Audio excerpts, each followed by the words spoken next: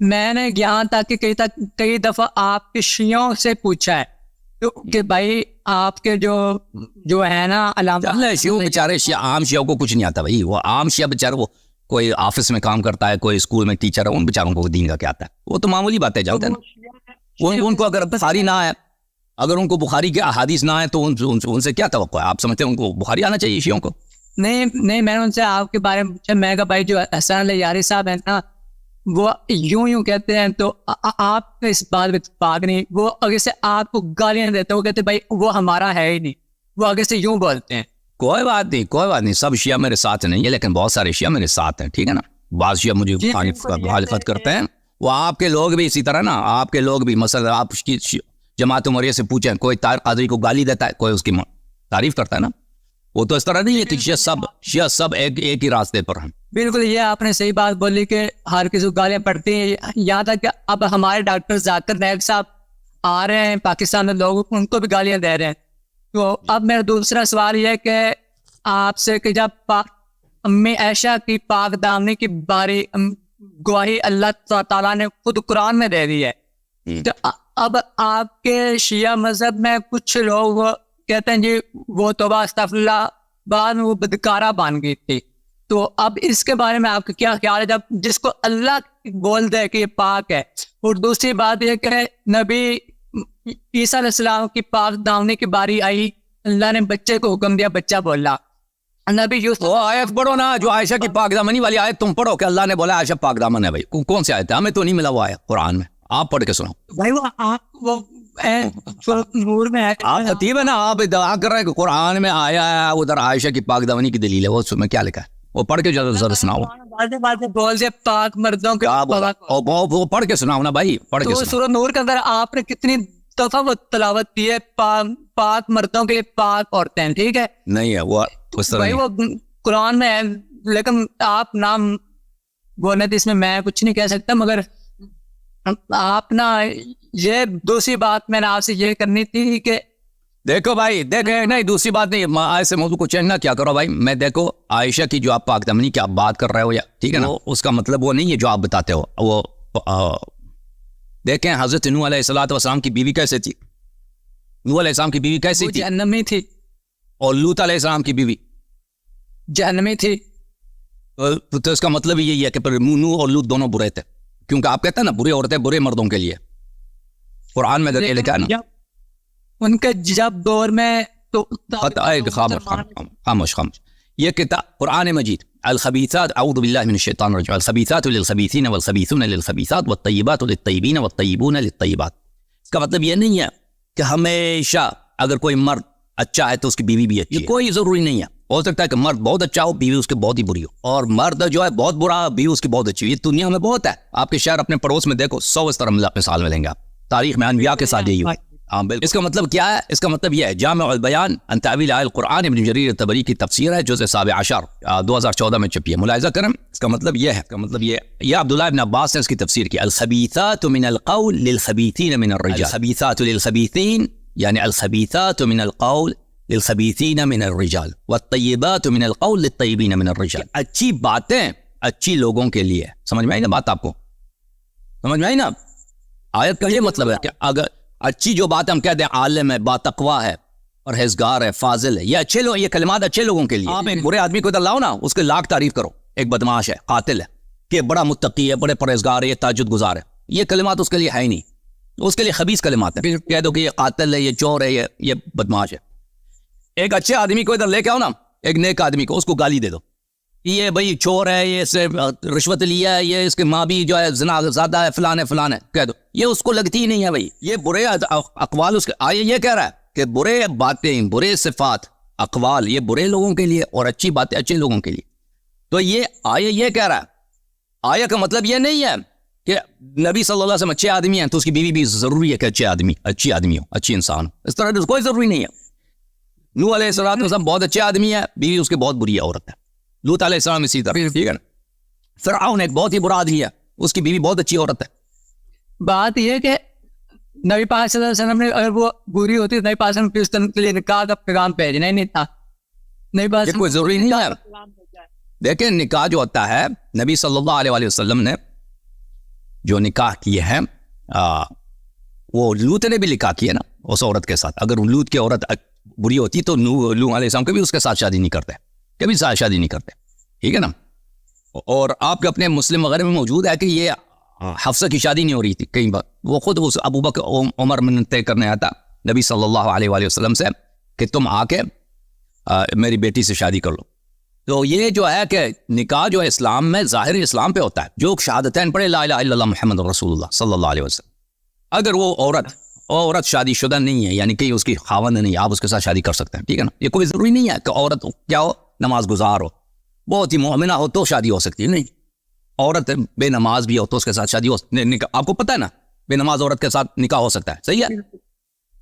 عورت اگر روزہ نہیں رکھتی ماہ رمضان کا نکاح ہو سکتا ہے. عورت اگر جھوٹی ہے یعنی جھوٹ بولتی ہے نکاح ہو سکتا ہے. عورت اگر چور ہے چور کے ساتھ نکاح ہو سکتا ہے. یہ کوئی ضروری نہیں ہے کہ عورت بہت ہی پاک دامن ہو تب بھی شادی ہو سکتا ہے اس کے ساتھ.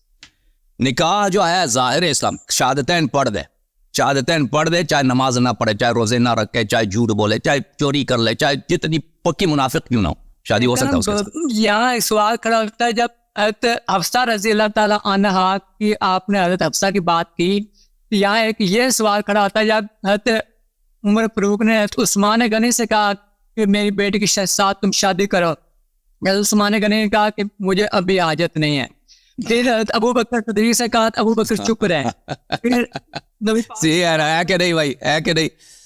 تو پرابلم تھا ان کے پاس نا, بیٹی کی شادی نہیں ہو رہی ہے. آپ نے دیکھا ایسی جگہ پہ منتیں کر رہا ہے اس سے اسے کہ میرے بیٹی کے ساتھ شادی کرو, کہتا ہے وہ سامنے سے کہتا ہے مجھے ضرورت ہے, ذلیل کر رہا ہے سامنے سے کہ تیرے بیٹی سے میرا کیا. اور بھائی یہ بے عزتی کی بات ہے کہ نہیں یار, بے عزتی کی بات ہے.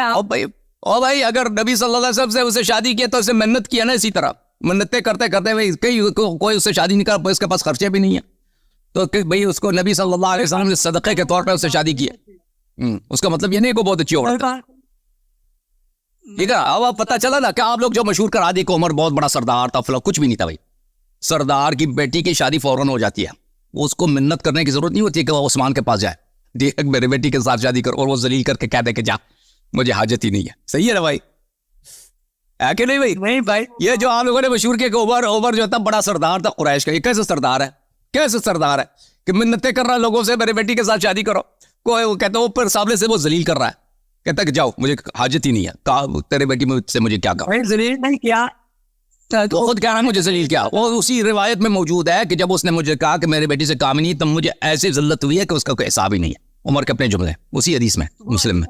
ابو بکر نے بعد میں پوچھا تھا کہ میری بات غصہ تو نہیں کیا, تو عمر کہتے ہیں کہ مجھے غصہ آیا تھا تمہاری بات کا, مگر ابو بکر نے کہا تھا کہ میں تمہاری تمہیں ہاں نہ کا جواب اس لیے نہیں دیا کیونکہ نبی پاک صلی اللہ علیہ وسلم تمہارے سے نکاح اسی وقت بتا دیتے نا, اسی وقت بتا دیتے. اگر یہ بات سچ ہے نا, جب عمر آیا تھا کہ میں اس کے پاس منتیں کر رہا, اس کے پاس منتیں کر رہا ہے, تو بتا دیتے نا, سر ذلیل نہ کرتے, کہہ دیتے کہ بھائی نبی صلی اللہ علیہ وسلم راغب ہیں, اور میں بتا دیتے نا اسی وقت بتا دیتے نا. یہ سب یہ پتہ چلتا ہے کہ یہ سب جھوٹ ہے, یہ سب جھوٹ ہے بھائی, اس کی عزت بچانے کے لیے, اس کی عزت بچانے کے لیے بھائی.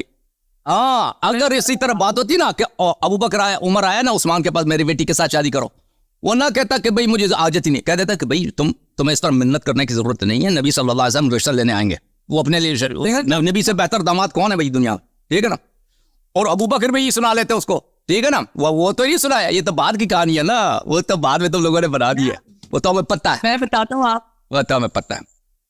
میری بات سنیں, تو عثمان ابو بکر نے اس لیے نہیں ہے تو عمر نے بتایا تھا. چلے ضحاک صاحب آپ اب تیاری کرو, اگلے ہفتے آ جاؤ, ٹھیک ہے نا بھائی, کوئی پکی سے دلیل لے کے آؤ. میری چھوٹی سی بات سن لیں. ابو بکر نے اس لیے نہیں عمر کو بتایا تھا کہ حضرت ابو بکر صدیق رضی اللہ تعالیٰ عنہ نبی پاک صلی اللہ علیہ وسلم کے سچے دوست بھی تھے اور تو کہہ دیتے نا عمر سے, اور کہہ دیتے عمر سے کہ بھائی میں تیرے بیٹی سے نیشا, تجھے منت کرنے کی ضرورت نہیں ہے, نبی صلی اللہ علیہ وسلم خود تیرے بیٹی سے شادی کرنے کے چکر میں. بھائی میری بات پوری سن لیں آپ. اس لیے نہیں ابو بکر نے بتایا تھا کہ نبی پاک صلی اللہ علیہ وسلم کا وہ راز تھا, اور نبی پاک صلی اللہ علیہ وسلم کا راز کا یہ کون سی راز ہے؟ شادی کوئی راز ہے بھائی کہ فلان جگہ میں شادی کرنا چاہتا ہوں, تو بات ہے کیوں؟ دیکھو راز وہ آپ نے راز بنا دیا نا, وہ کوئی حدیث میں نہیں ہے. اب دیکھو میں تمہیں اب عمر کا اپنا قول دکھا دیتا ہوں, یہ کتاب سے ہی مسلم ہے, چاپ دار الفکر ہے, کتاب چھپی ہے سن 2010 میں. ٹھیک ہے نا بھائی, یہ ملاحظہ کریں. مصنف بابن ہاں اس کے مصنف کون ہے کتاب؟ مصنف مسلم بن حجاج نشابوری. کتاب صحیح مسلم ہے بھائی, کہتا مصنف کون ہے؟ مسلم بن حجاج نشابوری. کتاب الطلاق بابن فی العیلہ. یہاں پر روایت ہے کس سے؟